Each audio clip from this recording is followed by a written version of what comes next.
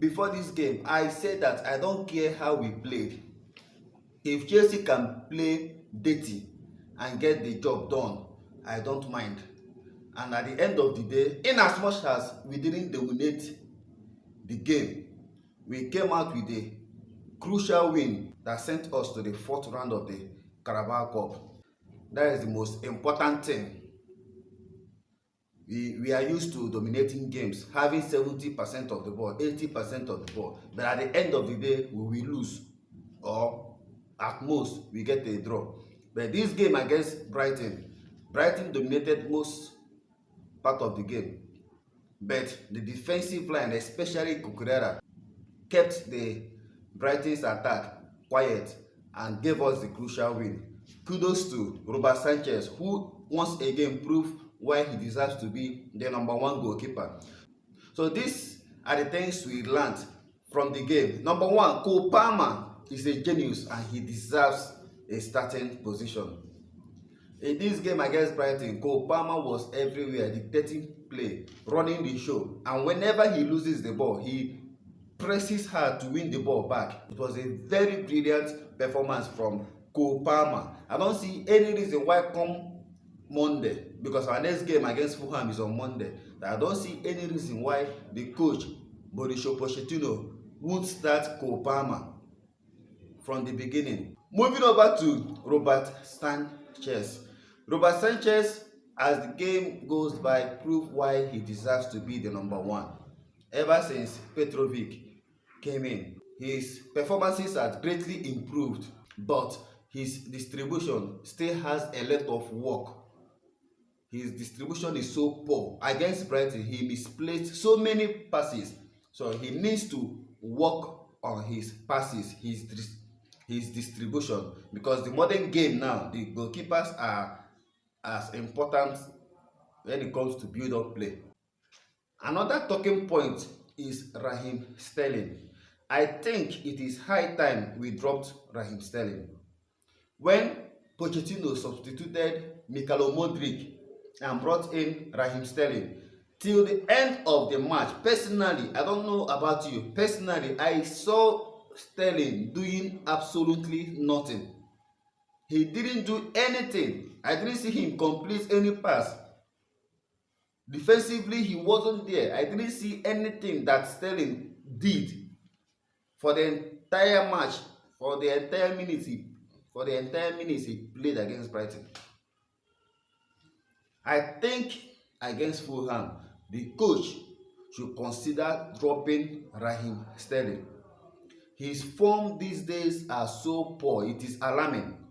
If you continue to play him because of his name or his personality, it will be to the detriment of the team's performances.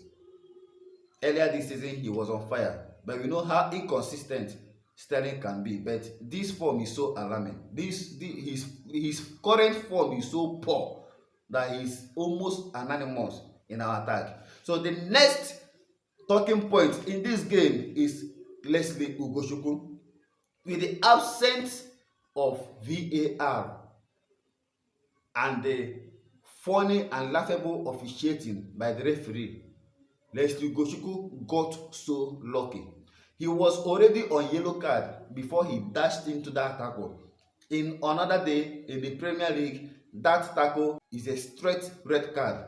Even if it's not a straight red card, he was already on yellow card. So Chelsea against Brighton deserved to go one man down, because the tackle by Leslie Ugochukwu was a foul and deserves at least a yellow card, which will result in sending off. So Leslie Ugochukwu got so lucky, and the coach has so much confidence in him that he kept him on till the end of the match, even with the yellow card. Which brings us to the next talking point, the officiating. The officiating was so poor that there were so many wrong decisions today. There were so many wrong decisions in the match. The second goal by Nicholas Jackson was wrongly ruled offside. He was clearly onside, but with the absence of the VAR, the goal was wrongly cancelled. I felt so pity for Nicholas Jackson, being a booster for him. His goal was wrongly cancelled. Leslie Kochukwu diving into a dangerous tackle that was overlooked. Ben Chilwell, so many players getting fouled and being neglected by the referee. And there were so many occasions where Chelsea had a ball advantage. Instead of the referee to play in the advantage, the referee will cut the counter. I don't know if the referee has forgotten the rule of advantage.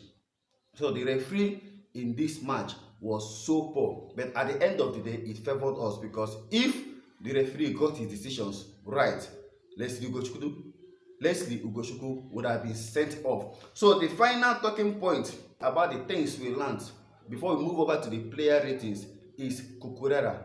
Marc Cucurella was deployed at the right back. When I saw the lineup, I saw Cucurella at the right back. I was expecting Asel Disasi to play that right back with the absence of Malo Gusto, who is serving his first suspension out of the three. He got a straight red card. So I thought Asel Disasi will be the one to replace him at that right back. But surprisingly, the coach surprised us by deploying Marc Cucurella at that right position, at that right back position.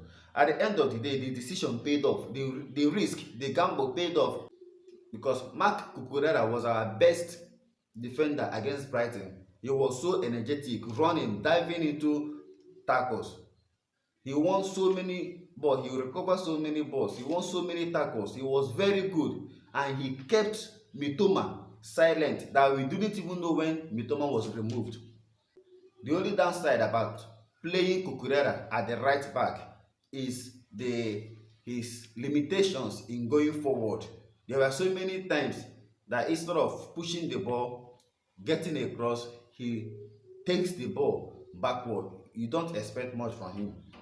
He's a left footer. So playing at that right position for the first time for the club came with a lot of tasks. But defensively, Cucurella was top notch. He had a very decent performance against his old club, Brighton, despite the boost that he received. But he was very okay. Our best player on the pitch against Brighton, no doubt. So we are moving over to the player ratings. For Robert Sanchez, I'm giving Robert Sanchez a 7/10. Robert Sanchez, he was so good taking crosses and stopping shots. But the only limitations about his game is his distribution, which he needs to work on. But overall performance, he was okay. So I'm giving Sanchez a 7/10. Then Marc Cucurella, I'm giving him 8/10. He would have gotten a 9 if he added a bit more attacking threat. But defensively, Marc Cucurella was our best defender in the pitch and our best player overall. So Marc Cucurella goes home with 8/10, while Asel Disasi gets a 6.5/10. Cowell, I'm giving Cowell a 7/10, while Ben Chilwell gets a 6.5/10. If you have a different opinion, you can drop your own ratings in the comment section. I want to see your own. I want to see your own. How you feel about the match, how you rate your players. Drop them in the comment section. Moving over to the midfield, Leslie Ugochukwu, I'm giving him a 6/10. He had a decent game and he was so lucky to remain in the pitch because he would have been sent off. That tackle was a clear offense that deserves a red card. So 6/10 for Leslie Ugochukwu, who by the way put in a shift. He was diving into tackles as well. His passes, though most of them were sideways, he wasn't really trying to push forward with the ball, but he displayed a decent game against Brighton. So his midfield partner Casido goes on with 7.5. Casido was almost everywhere, intercepting the ball, trying to recover the ball so well, and his passes were okay. So Casido goes on with 7.5/10. Why in the attacking role, Cole Palmer goes on with 8/10. Cole Palmer deserves to be a starter for the moment. I don't see why he will be on the bench and players like Raheem Sterling will be starting games. The pass to Nicholas Jackson was so classic. I think against Fulham on Monday, Pochettino must start Cole Palmer against Fulham. So 8/10 for Cole Palmer. What is your opinion about Cole Palmer's performance against Brighton? Drop them in the comment section. So in the wing, we have Ian Maston getting 6.5.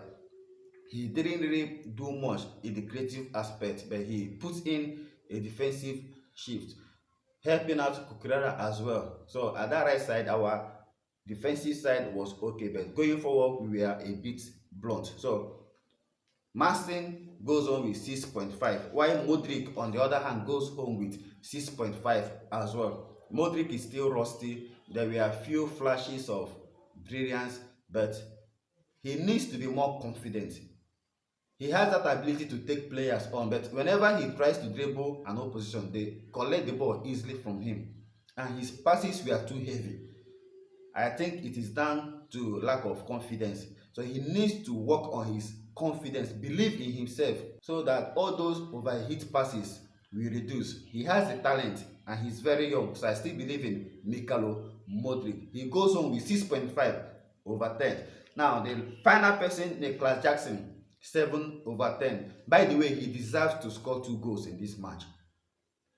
The second goal was wrongly ruled offside, but overall he was decent, in as much as he also missed another one-on-one against Brighton. But getting his goal meant so much for him, meant so much for his confidence, though he will miss the game against Fulham because his suspension will be served against Fulham in the Premier League, so he'll be unavailable. So guys, what is your opinion? What is your reaction towards this game? The next fixture of CARABAO Cup is out. Chelsea will be playing Blackburn, so it is also a game that we're expecting to win, though games are not won on paper but on the pitch. So guys, stay tuned. More updates will be coming your way in this channel. Like the video. If you have not subscribed to the channel, please do well to subscribe to the channel. Stay cool and stay blessed. Blue forever will be the color.